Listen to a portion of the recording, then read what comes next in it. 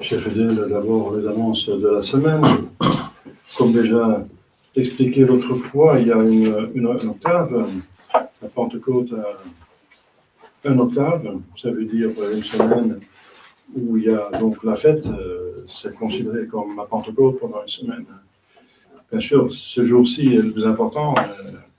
Les autres jours portent donc une fête d'un jour, mais qui est finalement, parce qu'elle est grande, cette fête est grande, elle est élargie pendant 7 jours.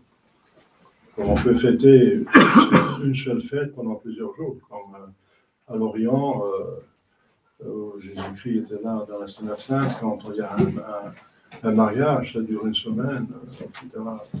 La cérémonie peut durer une semaine. Voilà, donc, si on peut faire ça pour un mariage, d'autant plus pour Dieu, n'est-ce pas? Donc c'est une semaine, vous savez, il y a quelques grandes fêtes qui ont un octave. C'est donc Noël, Pâques et Pentecôte. Il y en a encore, dans l'histoire, il y en a eu plus, mais c'est limité. Pour faire ressortir la grandeur de ces fêtes, on limite les cérémonies. C'est comme les cierges, et les reliques et les fleurs. Si à chaque messe on allume tous les cierges, 6 cierges, et on met des fleurs et des reliques, alors il n'y a plus de différence entre une féerie de 4e classe et une fête de première classe.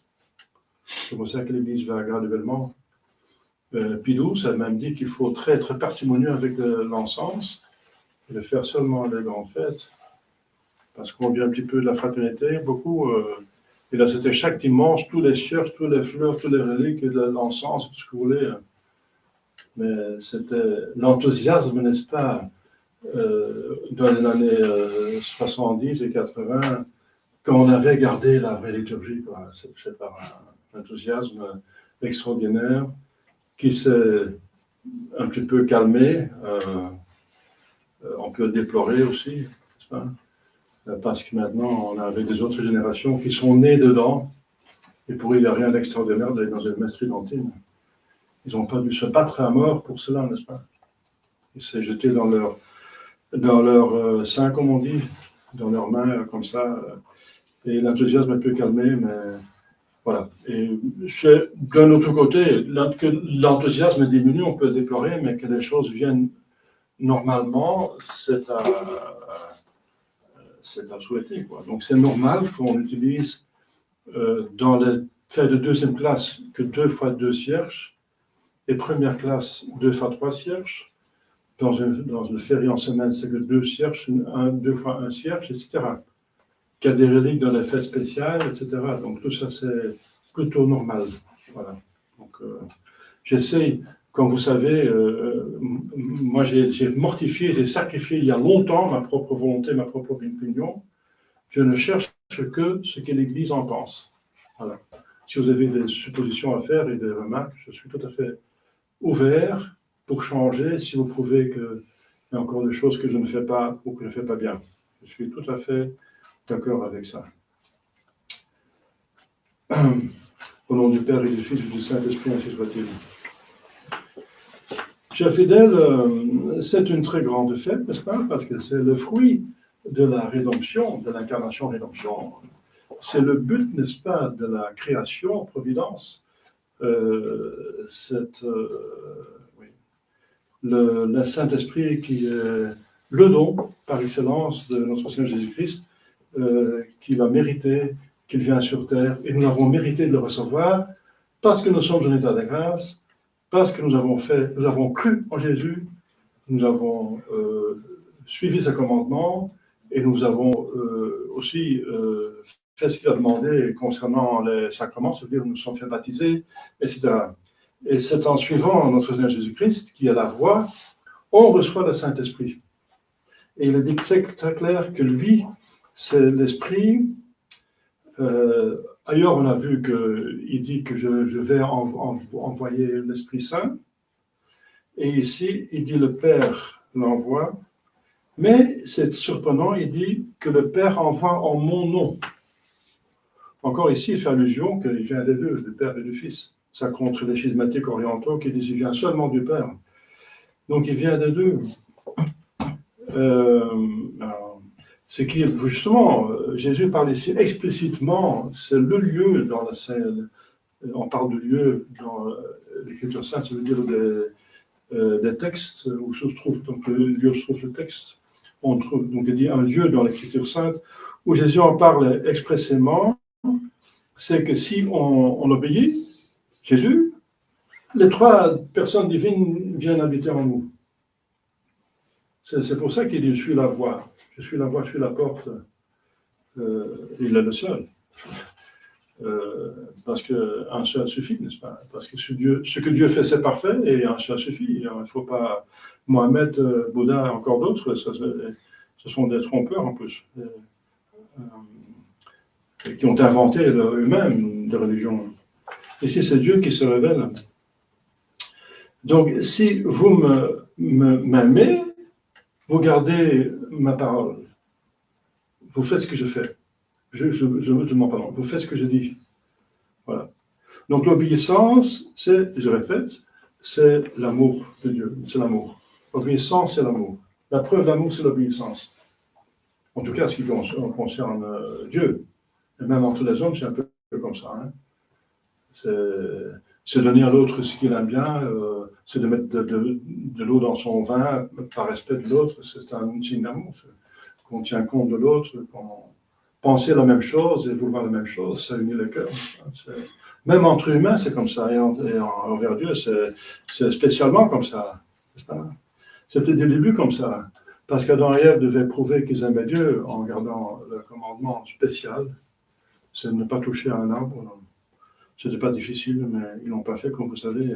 Donc, ils n'ont pas aimé Dieu. Ils ont aimé cette connaissance du bien et du mal, une propriété soi-disant divine, ils l'ont aimé au-dessus de Dieu. Vous voyez, le péché d'Adam et Ève. Et nous sommes tous enfants d'Adam et Ève, donc il faut faire attention, on a le péché originel en nous. Il faut combattre cette tendance, n'est-ce pas? Donc, nous avons tous horreur à obéir. L'autorité est déjà suspecte en avance. Et c'est vrai que malheureusement, l'autorité est mal abusée en ce moment. C'est la grande crise de la société, dans l'Église, un abus d'autorité. Le concile a imposé des hérésies. Mais s'il y a un prêtre, un supérieur qui fait bien, il a autorité, il en reçoit dans la pleine figure, hein, de façon de parler, parce que les gens n'ont plus d'obéissance. Donc l'obéissance n'ont plus l'habitude, tout le monde fait un petit peu ce qu'il veut. Et voilà, l'obéissance reste difficile à cause de ce péché originel, n'est-ce pas, qui remonte à l'arrière. C'est le péché de l'origine, la désobéissance. Mais il dit à ses disciples, celui qui m'aime, il garde mes paroles.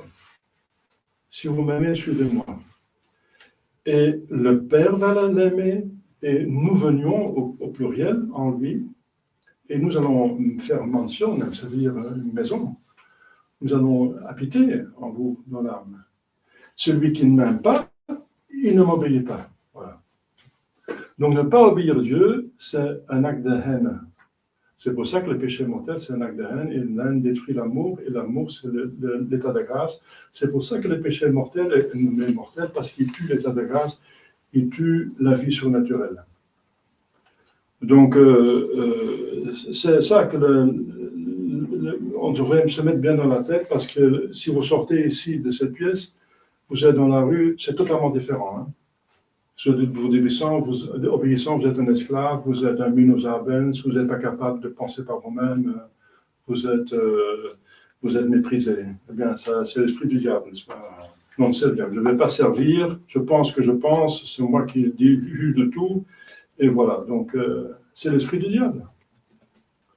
L'esprit de Dieu, c'est l'obéissance. C'est pour ça que ceux qui cherchent la perfection se font moines et ils font le vœu d'obéissance.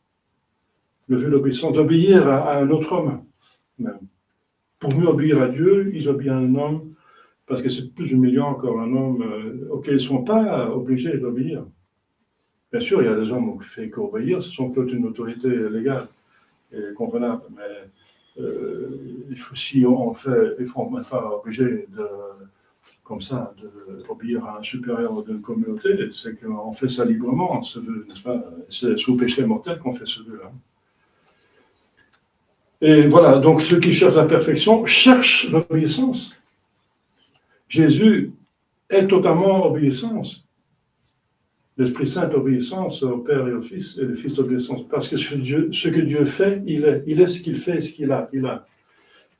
Si Dieu est bon, il est bonté. Si Dieu obéit, c'est qu'il est l'obéissance. Eh bien, l'Esprit Saint obéit parce qu'il va vous rappeler ce que moi j'ai enseigné. Et moi aussi, je ne fais que les œuvres de mon Père. Il dit ici, ma doctrine n'est pas ma doctrine. Ma doctrine, c'est la doctrine de mon Père. Ma doctrine, où est-ce qu'il dit ça? C'est ce que c'est marqué justement, littéralement.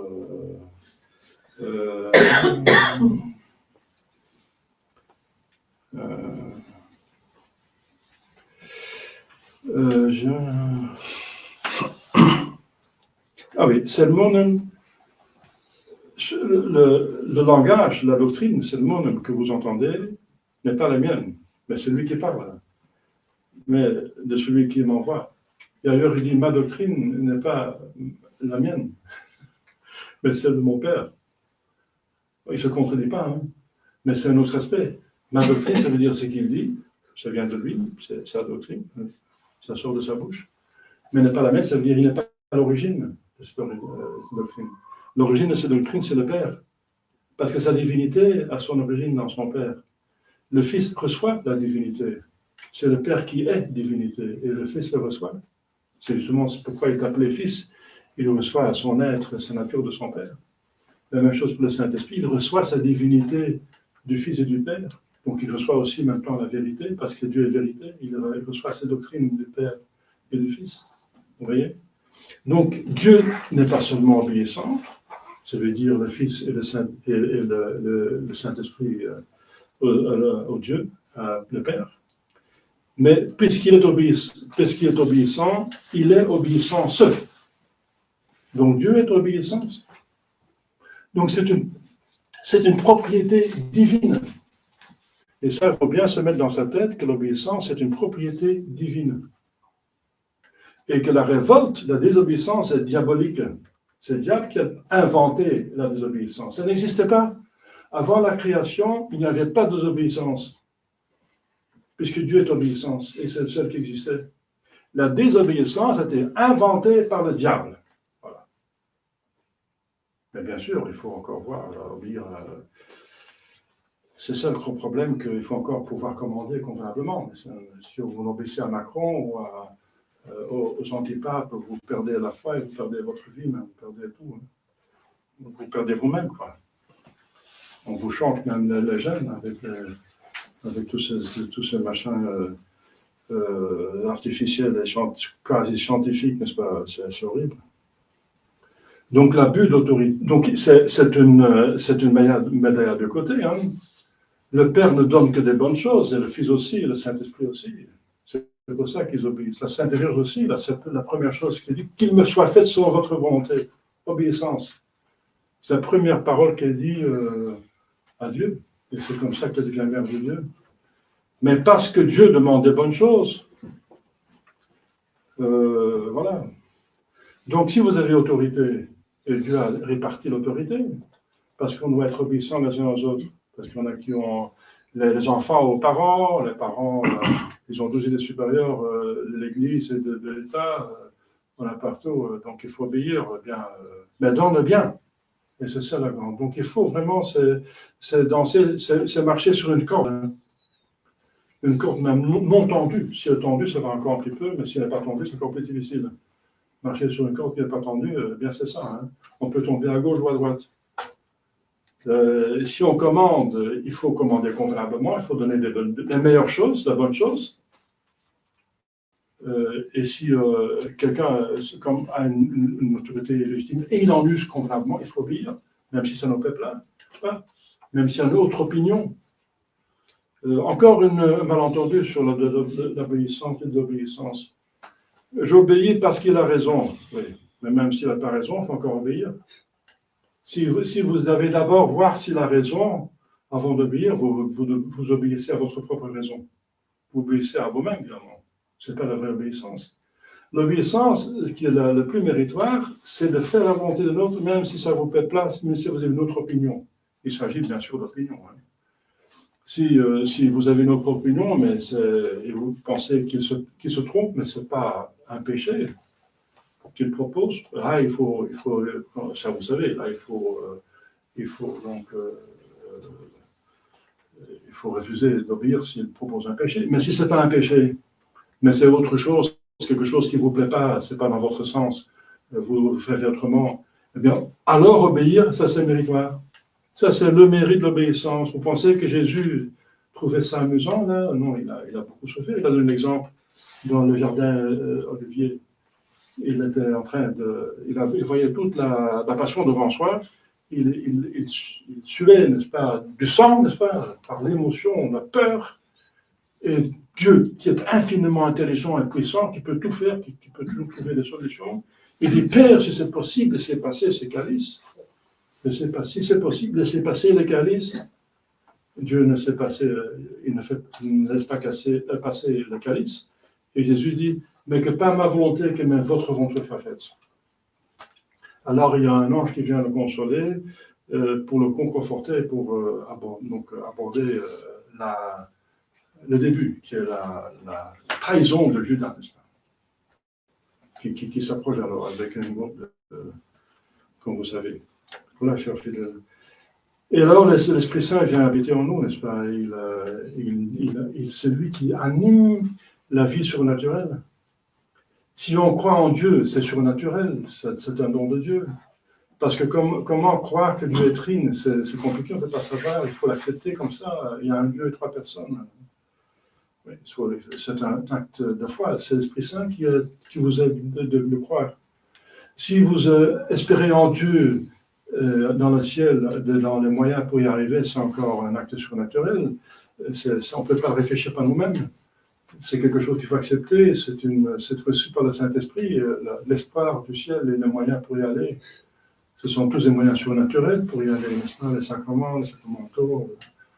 Et l'amour de Dieu, c'est aussi surnaturel. Comment aimer un Dieu qu'on ne voit pas, qu'on connaît à peine, mais justement, il s'est fait connaître par la révélation, et c'est comme ça qu'on l'aime. Parce qu'il est créateur, providence, rédempteur et glorificateur. C'est infini. Et on sait par la foi, donc c'est encore un acte surnaturel aidé par le Saint-Esprit. C'est comme ça que le Saint-Esprit agit en nous complètement. Et alors les vertus infuses, la tempérance, ça nous aide à ne pas pécher, à ne pas laisser la tendance pécamineuse en nous, n'est-ce pas? La tempérance, elle nous tient dans le juste milieu, n'est-ce pas? Dans l'usage des choses. Et ensuite, la justice, elle nous tient dans le juste milieu avec nos relations avec les autres personnes. Donner à tout le monde son dû, et c'est encore voir le juste milieu. Moi, j'ai mes droits, mais j'ai aussi mes devoirs, donc il faut voir ce qui est le juste milieu. Et c'est la prudence, la troisième vertu infuse, qui vous donne la juste mesure. Quelle est la juste mesure dans tout ça? Quelle est la tempérance? Combien je dois manger? Comment je dois boire? Combien, justement? Parce qu'il faut bien prendre des mesures. Mais ça dépend de tout. Ça dépend si vous travaillez beaucoup ou pas beaucoup. Et si votre poids, une personne de 160 cm mange moins qu'une personne de 2 mètres. Donc ça dépend. C'est la prudence qui donne la juste mesure, n'est-ce pas?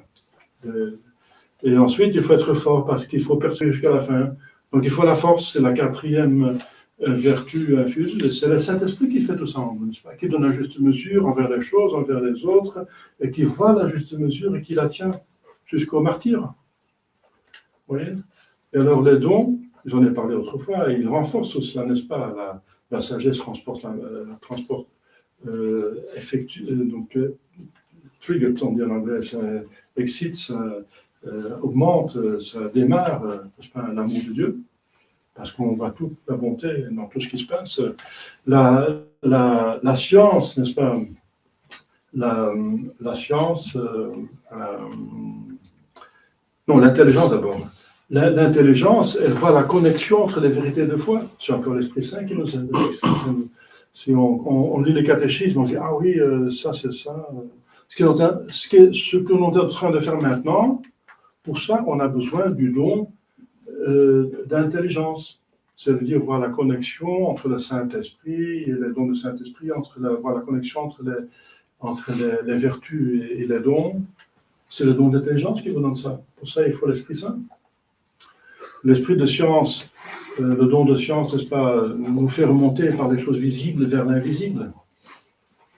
Le fait que tout existe, c'est la preuve que Dieu existe, etc. La beauté de la nature, ça montre que Dieu est beau, est beauté. L'ordre dans tout ce qui existe, c'est que Dieu est ordonnateur, etc.